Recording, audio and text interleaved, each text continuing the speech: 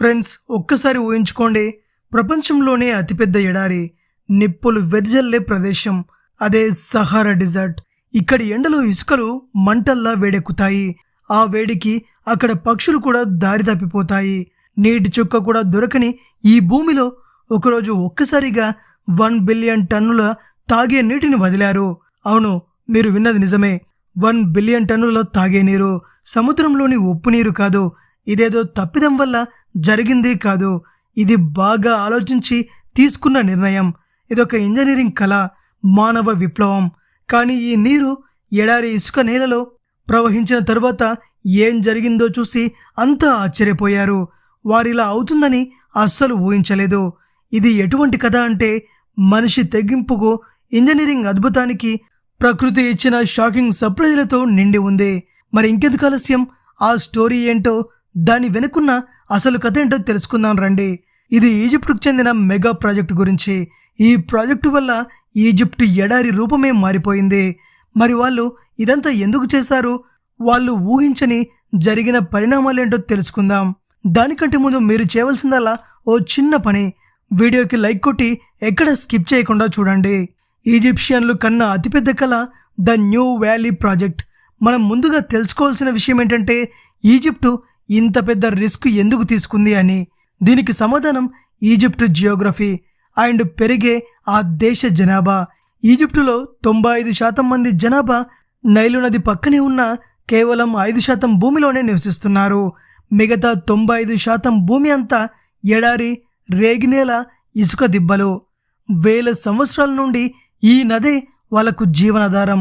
కానీ పెరుగుతున్న జనాభా కడుపు నింపడానికి, జనాలు నివసించడానికి, కొత్త నివాసాలు ఏర్పరచుకోవడానికి ఈజిప్టు ఒక మాస్టర్ ప్లాన్ వేసింది. వారికి భూమి కావాలి, అది కూడా వ్యవసాయం చేసుకోవడానికి వీలుగా ఉండాలి. కొత్త నగరాలను ఏర్పరచుకోగల భూమి కావాలి. వారికి కావలసినంత స్థలం ఉంది, కానీ అది సహారా ఎడారి, ఇసుక నేల. దాంతో 1990లో వారు ఒక అద్భుతానికి నాంది పలికారు. అదే ఈ ఎడారిని పచ్చగా పంటలతో నిండిన నేలగా మార్చాలనుకున్నారు.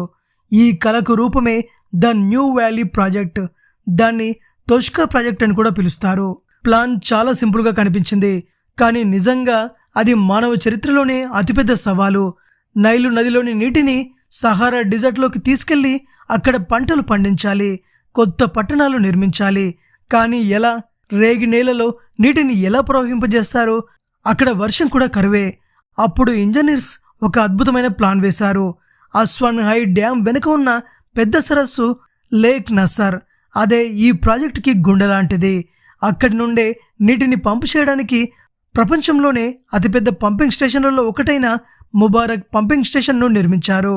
24 పెద్ద పంపులు ప్రతిరోజు కోట్ల క్యూబిక్ మీటర్ల నీటిని ఎత్తి కొత్తగా తవ్విన ఒక గొప్ప కాలువ షేక్ జయాద్ కెనాల్లోకి వదిలేస్తాయి.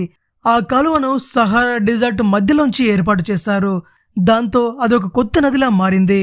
ప్లానింగ్ మొదలైంది, నీరు పంపు చేయడం మొదలైంది. ఎండిపోయిన ఇసుక నేలపై నీటి ప్రవాహం మొదటిసారి వినిపించింది. అది చరిత్రలో ఒక మాయలాంటి క్షణం. కొన్ని నెలల తరువాత ఆ ప్లేస్ ఎలా ఉందో ఉపగ్రహాలు ఆ ప్రాంతాన్ని చూపించాయి. దాన్ని చూసిన ప్రపంచం ఆశ్చర్యంతో నోరు తెరుచుకుంది. అప్పటి వరకు పసుపు రంగు ఇసుకలు కనిపించేవి. ఇప్పుడక్కడ నీలం రంగు సరస్సులు పుట్టాయి. వాటినే ప్రజలు తోస్కా లేక్ అని పిలిచారు. ఆ సరస్సుల్లోకి పక్షులు వస్తున్నాయి, చేపలు పుట్టాయి.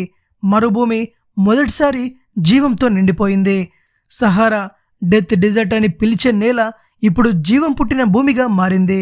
కానీ ప్రతి కళకి ఒక ధర అనేది ఉంటుంది. తోష్కా ప్రాజెక్టు ఆషామాషి ప్రాజెక్టు కాదు. ఈ ప్రాజెక్టు చాలా ఖరీదైంది. పంపింగ్ స్టేషన్ నడపడానికి కోట్ల రూపాయలు ఖర్చవుతాయి. ఎడారిలో నీరు ఎక్కువగా ఎవాపరేట్ అవుతుంది.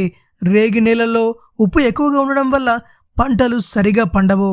అయితే అనుకోకుండా 2011లో ఈజిప్టులో రాజకీయ అశాంతి కూడా ఏర్పడింది. దాంతో ప్రాజెక్ట్ ఆగిపోయింది. పంపులు ఆగిపోయాయి. సరస్సులు ఎండిపోవడం మొదలైంది. ఒక సమయంలో అందరూ అనుకున్నారు తోష్కా ప్రాజెక్టు విఫలమైంది అని. వాళ్ళు కన్న కళ్ళన్నీ ఆ ఎడారిలో పూడిపోయాయని. కానీ ఇక్కడే మరో ట్విస్ట్. 2014లో కొత్త ప్రభుత్వం వచ్చింది. ప్రెసిడెంట్ అబ్దుల్ ఫతా ఎల్-సిసి ఆయన ఒక మాట చెప్పారు, మనమింకా ఆగిపోలేదని. ప్రాజెక్టు మళ్లీ మొదలైంది. కొత్త టెక్నాలజీతో, స్మార్ట్ ఇరిగేషన్ సిస్టంతో రేగి నేల మళ్ళీ పచ్చదనంతో మెరిసింది. పైవట్ ఇరిగేషన్ వాడారు. మీరు డ్రోన్ ఫుటేజ్లో చూసే ఆ గుండ్రంగా ఉన్న పచ్చని ఫీల్డ్స్ అన్నీ ఇదే సిస్టమ్ ఫలితం. ఇప్పుడక్కడ పంటలు పండుతున్నాయి. గోధుమలు, ఖర్జూరాలు మరియు పండ్ల తోటలు ఎన్నో ఉన్నాయి. ఒకప్పుడు ఇది బీభత్సమైన రేగి నేల ఇప్పుడు జీవంతో నిండిన కొత్త ప్రపంచంలా మారింది. మరిప్పుడు తోష్కా ఎలా ఉందంటే, ఒకవైపు అంతులేని ఎడారి, మరోవైపు లష్ గ్రీన్ ఫార్మ్స్, పచ్చని ఫీల్డ్స్, మేఘాల్లా కదులుతున్న నీటి స్ప్రింకర్లు. ఇదేదో సినిమాలోని సీన్ కాదు, ఇది నిజంగా ఈజిప్టులో జరుగుతున్న నిజం. ఇది మనిషి దృఢ నిశ్చయానికి ఒక గుర్తు. అసాధ్యం అనిపించినా కూడా సాధ్యమవుతుందని చెప్పే చరిత్ర. కానీ ఇక్కడ కొన్ని ప్రశ్నలు మిగిలే ఉన్నాయి. నైలు నది నీరు కేవలం ఈజిప్టుదే కాదు, ఇథియోపియా, సుడాన్ లాంటి దేశాలకు దానిపై హక్కు ఉంది. అప్పుడు సహరాలో దీంతో నీటి వాడకం గురించి ఆ దేశాల మధ్య వాగ్వాదం జరిగే అవకాశం ఉంది. అయితే నైలు నదిలోని నీటిని ఇలా ఎడారిలో వాడటం భవిష్యత్తులో సాధ్యమవుతుందా? కొందరు ఎక్స్పర్ట్స్ చెప్పేదేంటంటే, ఒక సహజమైన ఎడారి ఈకోసిస్టమ్ని ఇలా మార్చడం సరైంది కాదు అని.